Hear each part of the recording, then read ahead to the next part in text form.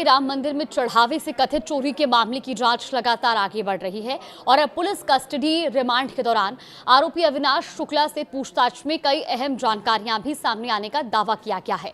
Police सूत्रों के मुताबिक पिछले 45 दिनों की सीसीटीवी फुटेज दिखाए जाने के बाद आरोपी ने कथित तौर पर चढ़ावे से लगातार चोरी करने की बात स्वीकार की है।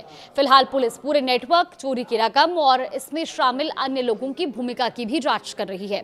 नमस्कार, आप देख रहे हैं न्यूज़ 18 का डिजिटल प्लेटफॉर्म और मैं हूं आपके साथ जागृति खंतवाल। और आज मुद्दे की बात जागृति के साथ में हम बात करेंगे उन तमाम मुद्दों को लेकर के जो अब तक राम मंदिर में जो पूरा एक चोरी का मामला है, कथित चोरी का मामला है, उसको लेकर के अभी तक क्या कुछ अपडेट सामने आए हैं। देखिए, सूत्रों के अनुसार रिमांड के दौरान पुलिस ने अविनाश शुक्ला से कई चरणों में पूछताछ की है और इसी दौरान उसे मंदिर परिसर की 45 दिनों की सीसीटीवी रिकॉर्डिंग दिखाई गई। पुलिस का दावा है कि फुटेज में खुद को चढ़ावे से पैसे निकालते हुए देखने के बाद उसने कथित तौर पर ये स्वीकार किया कि वो लंबे समय से इस वारदात को अंजाम दे रहा था। पूछताछ में अविनाश शुक्ला ने यह भी बताया कि चोरी की गई रकम सभी आरोपियों के बीच बराबर बराबर बांटी जाती थी। हालांकि उसके मुताबिक कई बार कुछ लोग ज्यादा रकम भी ले जाते थे। उसने ये भी दावा किया कि पूरे खेल में टिन्नू का दबदबा बना रहता था। अब पुलिस सूत्रों के अनुसार अविनाश ने पूछताछ में बताया कि चोरी के पैसों से उसने कार खरीदी, गांव में घर बनवाया और अपने भाई को भी एक बड़ी रकम दी। उसका यह भी कहना है कि टिन्नू और सुभाष की कथित मिली भगत के चलते उन्हें पकड़े जाने का डर नहीं था। अविनाश के मुताबिक टिन्नू हमेशा कहता था कि कुछ नहीं होगा और सीसीटीवी फुटेज डिलीट कर दिए जाएंगे, क्योंकि निगरानी की जिम्मेदारी टिन्नू के पास थी और इसीलिए किसी सुरक्षा कर्मी या अन्य कर्मचारी ने उसे कभी नहीं रोका।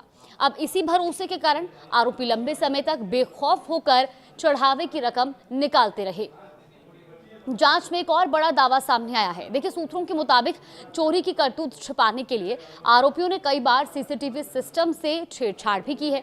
आरोपियों ने कंट्रोल रूम में जाकर फुटेज डिलीट करने की कोशिश भी की और जांच में यह भी सामने आया कि 1-2 बार फुटेज डिलीट करने में वो सफल भी रहे। हालांकि पुलिस का कहना है कि जांच के लिए जरूरी सभी अहम सीसीटीवी फुटेज उनके पास सबूत के तौर पर मौजूद हैं।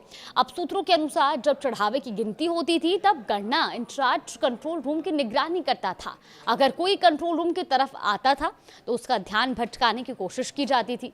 जांच में टिन्नू की भी ऐसी भूमिका सामने आने का दावा किया गया है।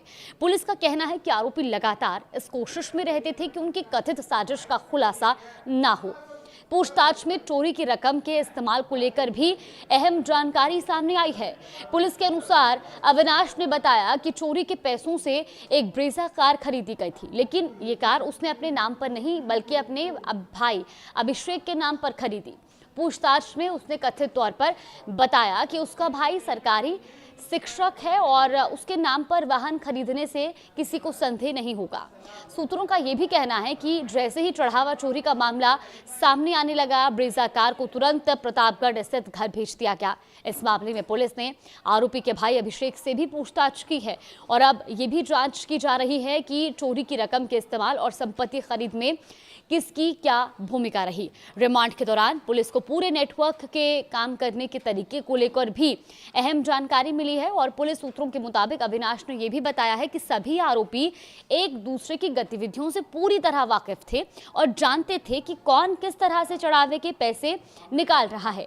इतना ही नहीं, कथित चोरी की घटनाओं के बाद सभी आरोपी आपस में मुलाकात भी करते थे। इन बैठकों के लिए 14 कोसी परिक्रमा मार्ग का एक सुनसान इलाका चुना जाता था। पुलिस का कहना है कि इन बैठकों में अनुकल्प मिश्रा, लवकुश मिश्रा, रमाशंकर मिश्रा समेत कई लोग शामिल थे और सभी 6 आरोपी इसमें शामिल रहते थे। बाद में टिन्नू यादव का भतीजा भी इन बैठकों का हिस्सा बनने लगा था। पुलिस को यह भी जानकारी मिली कि मई के आखिरी सप्ताह में, यानी कि मामला सार्वजनिक होने से ठीक पहले, आरोपियों की एक अहम बैठक भी हुई थी और फिलहाल पुलिस इन बैठकों के मकसद, चोरी की रकम के बंटवारे, संभावित अन्य लोगों की भूमिका और पूरे नेटवर्क की गहराई से जांच कर रही है। साथ ही सीसीटीवी फुटेज, वित्तीय लेन देन और अन्य साक्ष्यों का मिलान भी किया जा रहा है। पुलिस का कहना है कि पूछताछ और अब तक उपलब्ध साक्ष्यों के आधार पर मामले की जांच आगे बढ़ाई जा रही है। यानी इस पूरे मामले में अब जांच का दायरा लगातार बढ़ रहा है और पुलिस हर उस कड़ी को जोड़ने की कोशिश कर रही है जो कथित तौर पर चढ़ावा चोरी के इस पूरे नेटवर्क तक पहुंचाती थी। अब इस मामले से जुड़ी हर बड़ी अपडेट के लिए आप हमारे साथ बने रहिए। आगे भी आपको इस खबर पर कोई भी अपडेट आएगी तो तुरंत सबसे पहले साझा करेंगे।